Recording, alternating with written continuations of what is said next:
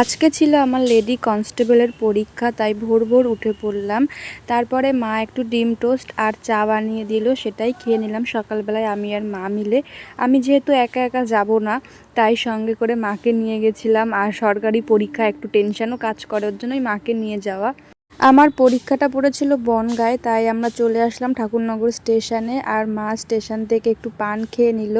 Train ধরে সোজা বনগাঁয় চলে আসলাম। আর বনগাঁ এসেই বুঝতে পারছিলাম পরীক্ষা ব্যাপারটা, এত ভিড় ছিল সেদিনকে স্টেশনে।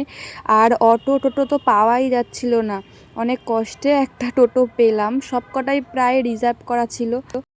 এই স্কুলটাতে পড়েছিল আমার পরীক্ষা, বনগ্রাম উচ্চ বিদ্যালয়। স্কুলটা ছিল প্রচুর বড় আর খুব সুন্দর।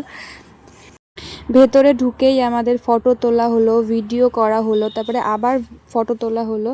অনেকগুলো প্রসেসের পরে আমরা পরীক্ষায় বসলাম। পরীক্ষা দিয়ে আমরা স্টেশনে এসে মুড়ি মাখা খেয়ে নিলাম, বনগাঁর স্পেশাল মুড়ি মাখা। আর ট্রেনের ভিড়টা শুধু একবার দেখো, লোকজন উঠতে পারছে না। আর এই ট্রেন থেকেই আমরা নামলাম, অনেক কষ্ট করেই নামতে হয়েছে। ভেবেছিলাম নামতে পারবো না, পরের স্টেশনে নামতে হবে, তাও মা ছিল বলে পেরেছিলাম। তারপরে মা এখানে এসে ফুল কিনে নিল, তারপরে আমরা বাড়ির দিকে রওনা দিলাম। তো আজকে ভিডিওটা এটুকুই। সবাই ভালো থেকো, সুস্থ থেকো, টাটা।